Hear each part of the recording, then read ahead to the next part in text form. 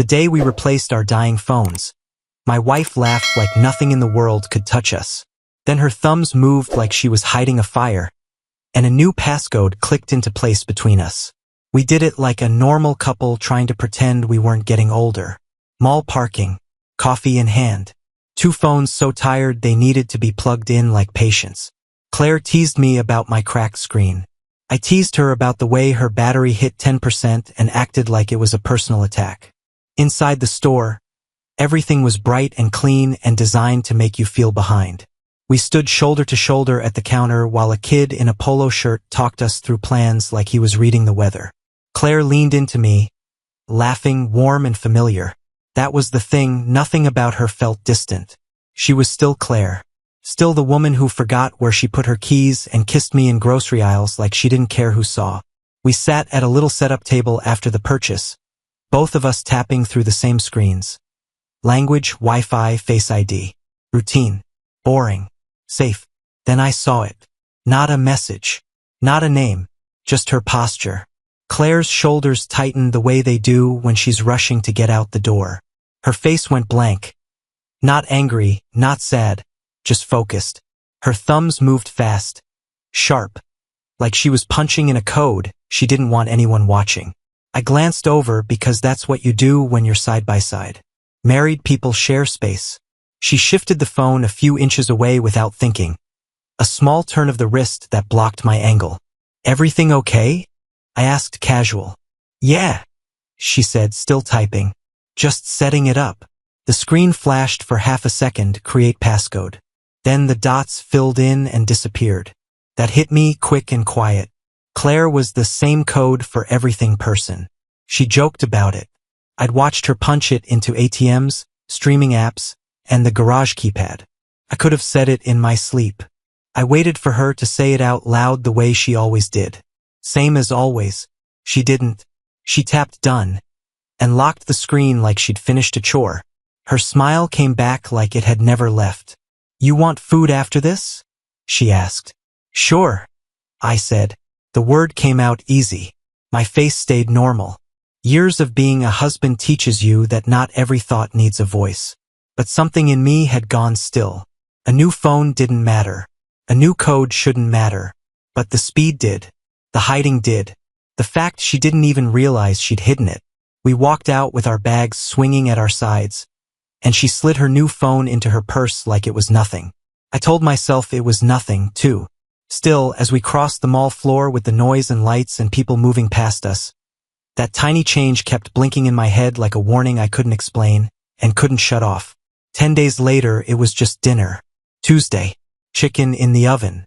One of those quiet nights where the house feels like it's finally on your side. Claire wore sweatpants and one of my old shirts, hair up, face clean. If someone had asked me then, I would have said we were fine without even thinking. We ate at the table instead of the couch. Small talk. A stupid story from my day. Her laugh, real and easy. Then she set her fork down like she was setting down a pen. So, she said, I need to go to Denver this weekend. I didn't react fast. Not because I was shocked, because the tone was too normal. Came out the same way someone says they need more detergent. Denver, I repeated. Yeah, work thing. Melissa needs me there for a couple meetings. Just Friday to Sunday. Her boss, Melissa Grant. Middle-aged, sharp, always in motion. I'd met her twice. She'd shaken my hand like a business deal and called me Matt, like we were old friends. Okay, I said. What kind of meetings? Claire shrugged. Client stuff. Planning for Q1. You know, I nodded like I knew. I didn't, but I didn't press either. That's what trust looks like in real life. Letting details be fuzzy because you don't think they're weapons. Bring a jacket, I said. Denver gets cold. She smiled. I will. I forced myself to keep it light. Try not to get kidnapped by a ski instructor. Claire laughed, and for a second the knot in my chest loosened. Then my brain flicked back to the mall. Her thumbs. The new passcode. That tiny turn of her wrist. I watched her chew. I watched her eyes. Nothing nervous. No over-explaining. No cracks. That's what made it dangerous.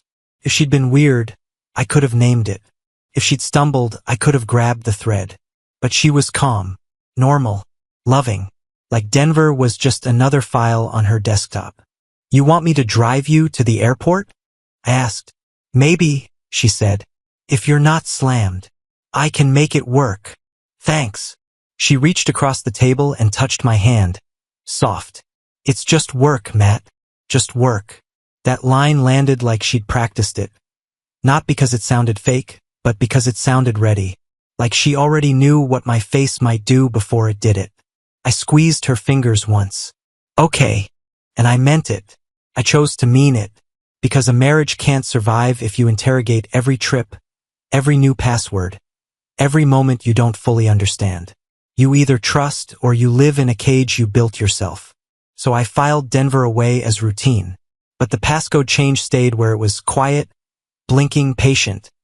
Like a tiny red light behind my eyes that didn't care what I wanted to believe. The morning of the trip, the house felt half asleep. I moved on autopilot, coffee, toast, keys, wallet. Claire was upstairs finishing her hair, suitcase by the door like it belonged there. The normal rhythm of a Friday. I grabbed a phone off the nightstand without looking. Same size, same case shape. Slid it into my pocket and walked downstairs. The coffee machine gurgled. I stared out the kitchen window, watching the sky lighten like it was doing me a favor. Then my pocket buzzed. I pulled the phone out, thumb already moving to dismiss it, until I saw the preview. Rooms booked. You'll be there at 8, right? Miss you, Evan. My throat tightened like someone had grabbed it. For a second I just stood there, phone in my hand, coffee smell in my nose, like my body hadn't gotten the message yet. My brain tried to do math it didn't want to do. Evan. Not Melissa. Not a client. Not a coworker. A man. I tapped the screen to open it. Face ID didn't recognize me. I tried my passcode without thinking muscle memory. Wrong. I stared at the lock screen. Claire's wallpaper. A picture of the kids from last summer. Her phone.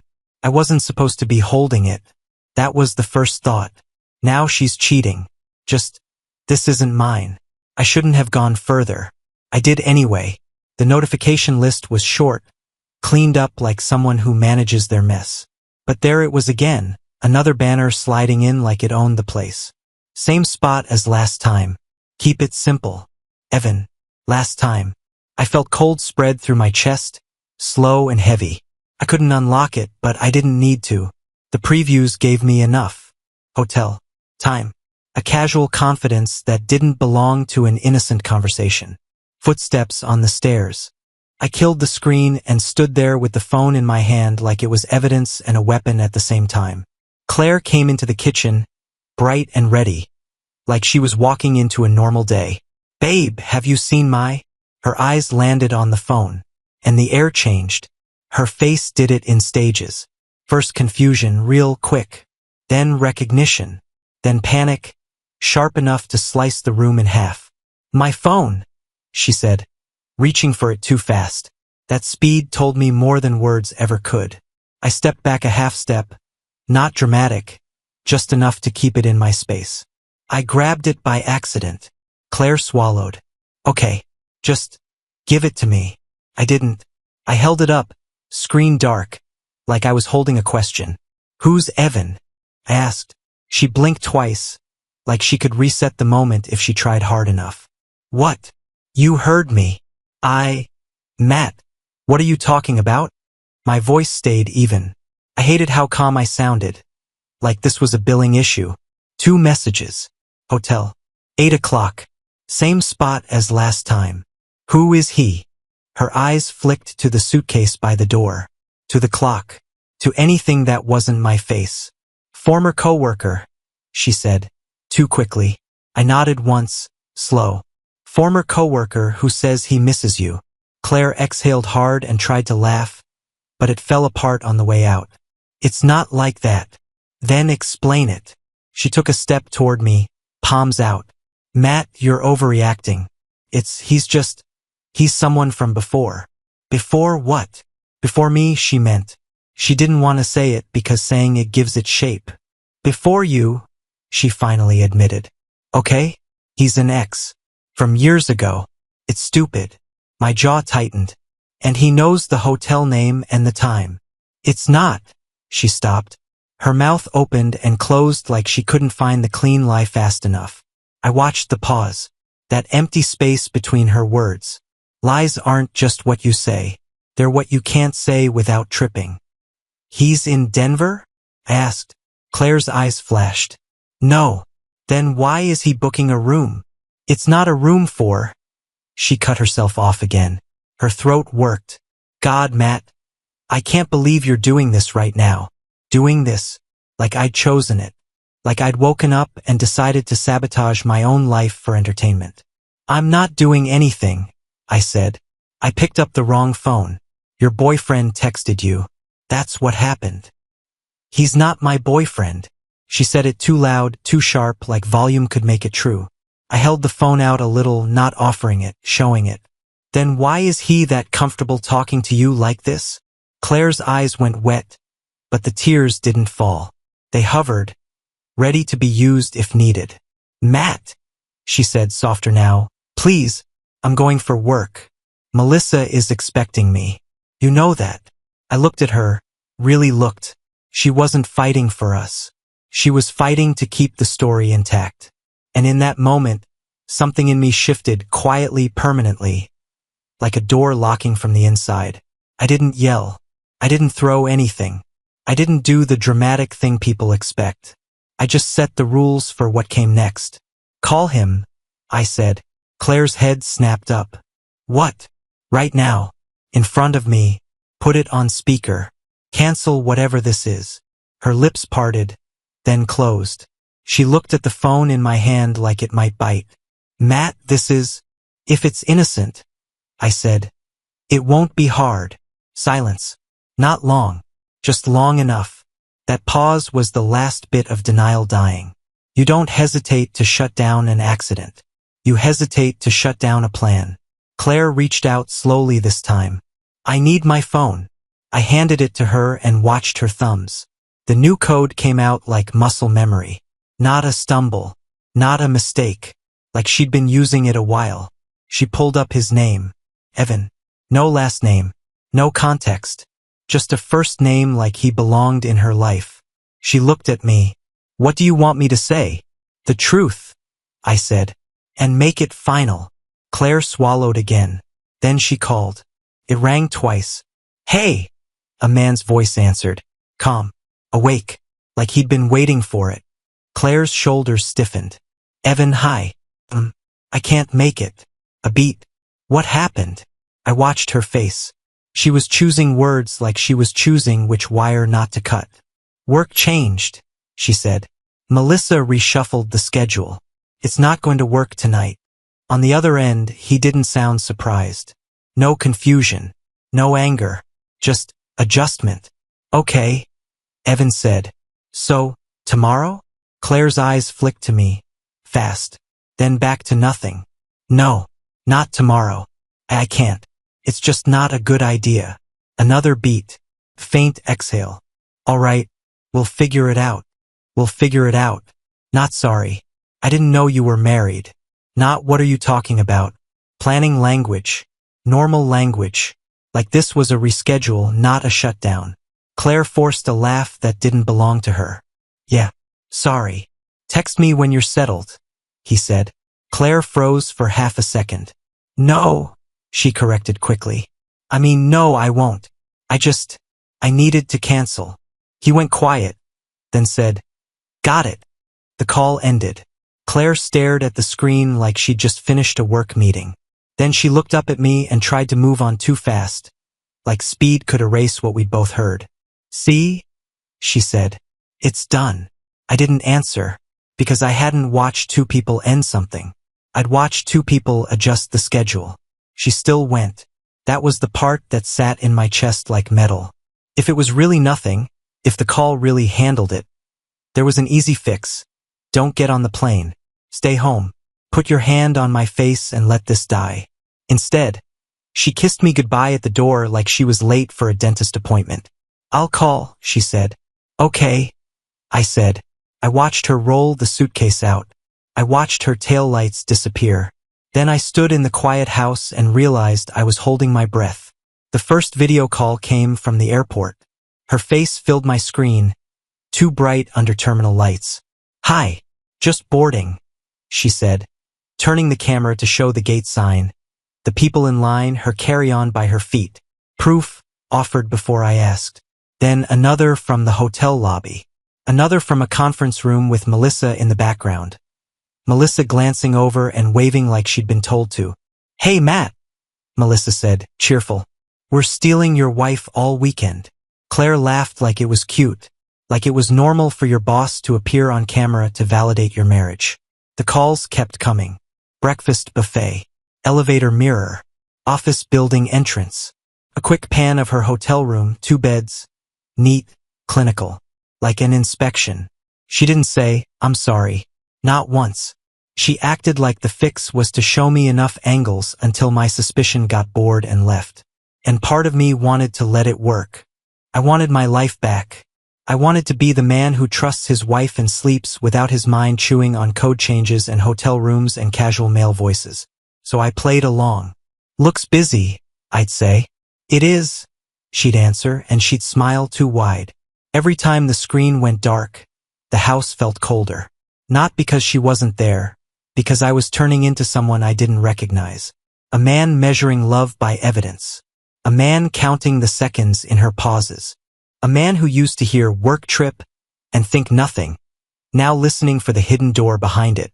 By Sunday night, when she came home smelling like hotel soap and airplane air, she hugged me hard like she'd passed a test. I hugged her back.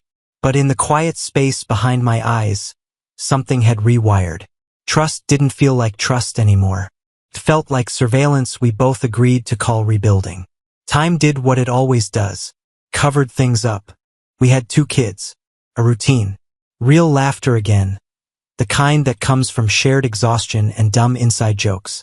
Denver turned into a sealed box we didn't open. Not because it was resolved, because opening it would have changed the whole house. Claire got better at being present. I got better at pretending I didn't remember the way Evan's voice sounded. And for a while, it worked. 3 years later, we were back at the mall doing the same thing all over again. Upgrading phones like we were erasing the past in small, shiny increments. We joked about being old again. We walked out with bags swinging at our sides again. That night, after bedtime stories and dishes and the quiet that comes when kids finally surrender, I sat on the couch and scrolled while Claire folded laundry. A notification popped up. Friend request. Evan. My thumb stopped mid-air. Felt stupid at first. Random. Harmless. Like someone brushing past you in a crowd. I clicked without thinking, and his profile loaded fast. Smiling photos, hiking shots, a couple work event pictures with those clean, confident captions men use when they like the way they look. Then I saw his face clearly, and my stomach dropped so hard it almost felt like relief, like my body had finally found the reason it never fully relaxed. His eyes, the shape of his grin, the way his cheeks pulled when he smiled. I didn't need to be a scientist. I didn't need math. I didn't even need more photos, because my oldest son's face lived in my head like a photograph. I saw it every day. That boy looked like me in the ways that mattered until suddenly he didn't. I scrolled back and forth, comparing without meaning to. Evan at a trailhead, sun on his face. My son was at the park last weekend, squinting into the light the same way. Evan with a half smirk. My kid's half smirk. Not close. Not maybe. Mirror. I felt my pulse in my ears. Behind me, Claire was humming softly, folding tiny shirts. The sound was normal. Domestic. Safe. I stared at the phone until the screen dimmed, then tapped it awake again like the truth might change if I blinked. Denver wasn't dust anymore. It was teeth, and it had just grabbed hold. I didn't sleep. I sat there with the phone in my hand, screen glowing low, Evan's face locked in place like an accusation. Claire moved around the living room folding laundry, calm as a Sunday morning, not noticing the air had changed. When she finally looked up, I was still sitting there. "What?" she asked, half-smile. "You look like you saw a ghost." I stood and walked to her without rushing. Slow is control. Slow is how you keep your voice from turning into something ugly. Come here, I said. Her smile faded. Matt, what's going? I held the phone out. Do you know who this is? Claire's eyes dropped to the screen. Her whole body went still. Not confused. Not curious. Not the way a person reacts to an old coworker or a random name. Still like a cornered animal. Why is he adding you? She whispered. I didn't answer that. I didn't let her steer it. I pointed at the photo again. Why does our son look like him? The room went quiet in a way I felt in my teeth. In the hallway, a toy made some soft electronic noise, then died. From the kids' room, a faint cough. Life continuing, unaware. Claire's face drained. Her mouth opened, but nothing came out. Her hand rose halfway, like she might touch my arm, then dropped. Matt, she said, and her voice broke on my name. That was the moment. Not the confession. Not a sentence. Just the sound of her failing to hold herself together. No, I said low. Don't start with that. Her eyes filled fast. Tears spilled and she didn't wipe them. She sank onto the edge of the couch like her legs quit on her. It was, she tried. Then she shook her head like she couldn't lie anymore. I didn't know, she choked out. I thought. I felt something rip through me, hot and cold at the same time. You thought? I repeated, barely recognizing my own voice. You let me raise him on a thought. She covered her face and sobbed, loud and messy. Not performative. Not useful. Just collapse. I stared at her and realized the betrayal wasn't a single act. It was the years after. The dinners. The birthdays. The photos on the wall. It was the life I defended, built on a story she knew might be a lie. And now that I'd said it out loud, I couldn't unsee it. Neither could she. I left on a Monday because Monday has rules. People go to work. Kids go to school. Life pretends it's stable. I needed that structure or I was going to snap in a way that would stain everything I still cared about. I packed a duffel in the dark. Jeans, shirts, toiletries, my laptop. No photo frames. No, I'll be back for the rest later. I wasn't trying to win a fight. I was trying to survive it with my dignity intact. Claire met me in the hallway, barefoot, eyes swollen like she hadn't slept. Matt, please, she said quiet, like the kids might hear betrayal through drywall. I looked past her toward the bedrooms. My oldest was awake already, building something on the floor with that serious face he got when he wanted to do it right. My youngest was still asleep, curled around a stuffed animal like the world was safe. I'm not doing this in front of them, I said. So you're just leaving? Her voice climbed. That's it. I finally looked at her. Don't make it sound sudden. You've had years with the truth. I'm the one who just got introduced. Her mouth trembled. She reached for my arm. I stepped away. I'll take them Wednesday, I said. Text me the school pickup details. Matt. I said text. I walked out and didn't look back, because if I looked back I'd see the old version of my life standing there in her face. And I didn't trust myself not to try to save something that didn't deserve saving. The apartment I rented was small and plain on purpose. Beige walls, cheap blinds, a kitchen that smelled like nobody. It wasn't a home. It was a place where I could think without hearing her voice in the next room. I kept contact with Claire to the bare minimum. No phone calls. No processing. No late-night talks where she could cry and I could soften. Text only. Pick up Wednesday 3:10. Okay. He's asking for you. I'll see him Wednesday. Can we talk about ourselves? No. She tried to slip emotion through anyway. You're punishing me. I'm protecting the kids from the fallout. You're acting like I'm a monster. I'm acting like you made choices. It wasn't cruelty. It was boundaries. The kind you build when you learn love can be used like a knife. When Wednesday came, I stood outside the school like any other dad. Hands in my pockets. Calm face. Heart beating like it wanted out. My oldest ran toward me the second he saw me. Dad! He yelled. And he threw himself into my legs so hard I had to brace. That word hit me like a punch and a rescue at the same time. I crouched down and hugged him tight. He smelled like crayons and playground sweat and his own shampoo. Real life. The only part of this mess that wasn't poisoned. "Hey, buddy," I said. "How was school?" He looked up at me, serious now. "Mom cried." I held his gaze. "Adults have big feelings sometimes. But you're safe, okay?" He nodded like he was trying to be brave for me, and I hated Claire for putting him in that position. A kid shouldn't have to manage a parent's guilt. At my place, I made dinner. Simple. Pasta. Fruit. The kind of meal you make when your brain is a storm but your hands need a job. Later, when I tucked him in, he asked the question like he'd been carrying it all day. "Are you mad at Mom?" I sat on the edge of the bed, steady. "I'm mad at something that happened," I said. "But you don't have to carry that. You just have to be a kid." He stared at the ceiling for a second. "Are you still my dad?" My throat tightened. That was the whole thing right there in a child's voice. I put my hand on his chest, right over his small heartbeat. "Yeah," I said. "I'm your dad." He exhaled like he'd been holding his breath for weeks, then rolled onto his side and fell asleep fast. Like my answer had locked the world back into place.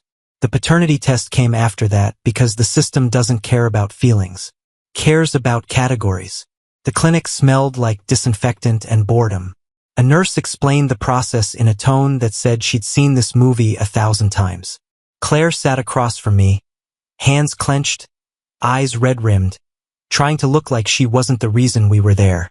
I didn't speak to her unless I had to, not to punish, to keep myself clean. They swabbed their cheeks. Me, the kids, paperwork, signatures, dates. My name written in ink next to questions I never thought I'd see in my life. When the results came, it was in a plain envelope. No warning label, no apology, just a piece of paper that turned a family into a legal problem. Claire called me the minute she opened it. Her voice was wrecked. "Matt." "It's him," she whispered. I stared at my kitchen counter until it looked like it was tilting. "Okay," I said. That was all I gave her. Because if I opened my mouth wider, I'd give her rage, and rage would feel good for a second and poison me for a year. The court followed. Not one dramatic moment. Just a series of appointments that ate time and hope. Lawyers talked like this was a contract dispute. Words like support, custody, establishing paternity. The judge looked at me like I was another tired man in another tired story. Evan showed up late to one hearing, dressed well, hair perfect, face calm. The kind of calm that comes from not being the one who got blindsided. He didn't look at me much. When he did, it was brief, like I was an inconvenience, not a man who'd been raising his child. When the judge asked about involvement, Evan leaned into his microphone and said, "I'll comply with financial obligations." That was it. No interest. No fight for time. No, I want to meet him. Just money. A clean, sterile way to buy distance. Claire turned toward me outside the courthouse, eyes wet again. "At least he'll pay," she said, like she was offering a silver lining. I stared at her. "That's not a father," I said. "That's a bill." She flinched. "Matt, I never meant." "Stop," I said. My voice stayed low, controlled. "You don't get to talk about what you meant. You get to talk about what you did."